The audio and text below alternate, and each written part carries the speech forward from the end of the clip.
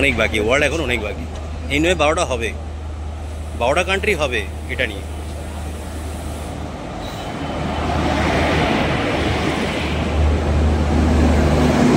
কি হলো, মুঠো ঘুরিয়ে দিয়েছে, মুঠা ঘুরিয়ে দিয়েছে।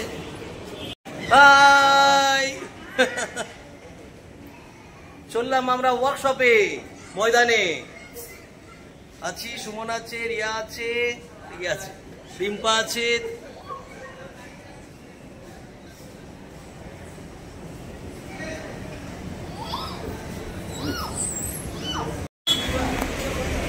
আমরা এলাম এখন একাডেমি অফ ফাইন আর্টসে। আজকে আমাদের এক্সিবিশন আছে এখানটাতে।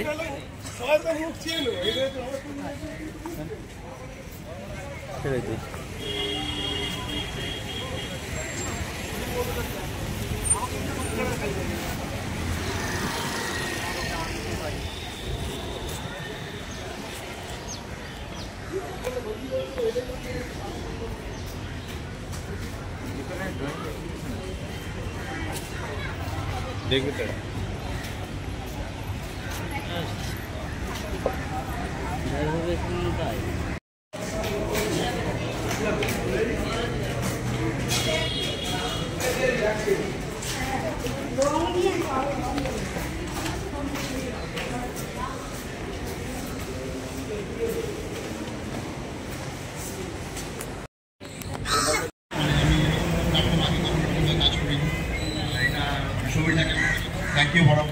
আমরা এখন এসেছি রবীন্দ্র সদনে একাডেমি অফ ফাইন আর্টসে। আজ আমাদের একটা ওয়ার্কশপ রয়েছে। আপনি দেখতে পাচ্ছেন বহুজন কলকাতা থেকে এসেছে এবং বাইরে বাইরে থেকে এসেছে ওয়ার্কশপ করতে।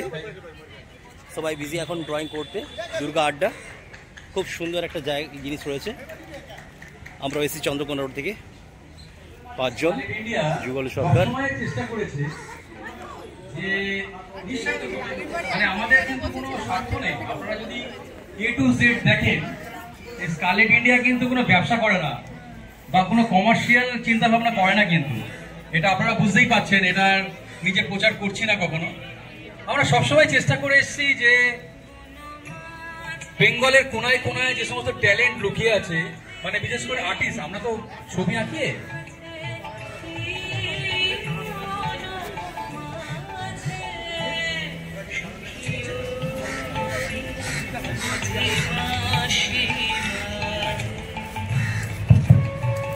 যারা একাডেমি গ্যালারির সামনে বারান্দায় বসে আছো তারা প্রত্যেকে বেরিয়ে এসে, দেখো ডান দিকে আরেকটা মাঠ রয়েছে, এখানে চলে আসো। গ্যালারির ফ্রন্টটা ফাঁকা রাখো। সবাইকে রিকোয়েস্ট করা হচ্ছে তোমরা ওখান থেকে উঠে গ্যালারির ফ্রন্টটা খালি করে দাও। দেখেছো, দেখছো জিনিসগুলো, এসো।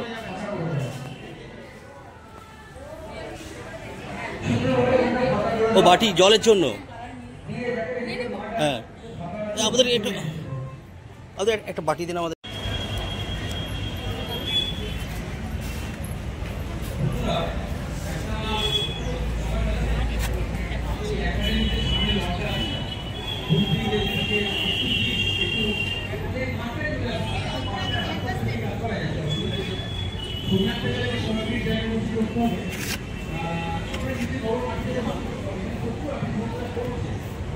করুন, বাহ খুব সুন্দর হচ্ছে।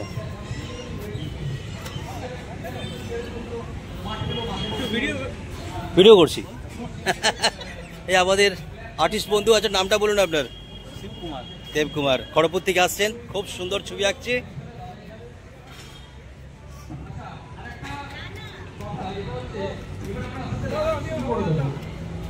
যারা ছবি আঁকছে শিল্পী বন্ধুরা, তারা আপনারা তো কি আর